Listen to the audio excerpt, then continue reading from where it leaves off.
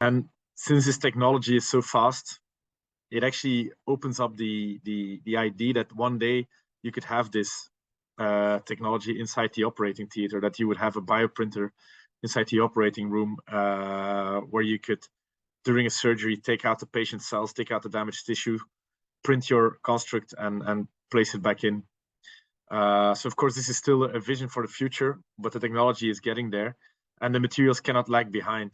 So it's important to have the right medical grade materials, and therefore we, as I mentioned, we partner up with Rousselot, using their X-Pure endotoxin-free gelatin-based materials, with which we also launched our first medical grade extrusion-based ink.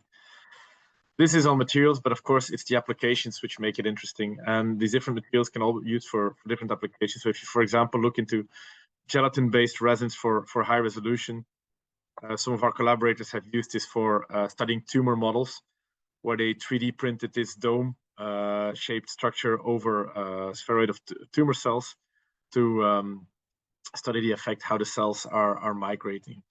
Also closely related to Ricardo's talk, you can indeed use this to photon polymerization to print micro blood vessels. In this case, this was a micro blood vessel printed lined with endothelial cells within a matrix of other cells, and here it's to study the interaction and the diffusion of nutrients from the blood vessel to the tissue.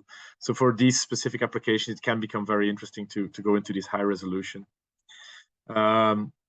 Another thing you can use it for is to study actually the influence of mechanical stimulation on cells. So here there's a cluster of cells printed inside a again with the photon polymerization inside a device which can be activated using atomic force microscopy to put forces on the cells and then see how the cells react to these forces. And then another model is again tumor metastasis model. So here you see on top you see tumor cells, and on the bottom you see a blood vessel compartment, and you see here actually that the tumor cells are migrating towards the blood vessel to study metastasis in the human body, depending on the mechanical properties of the channels which are formed.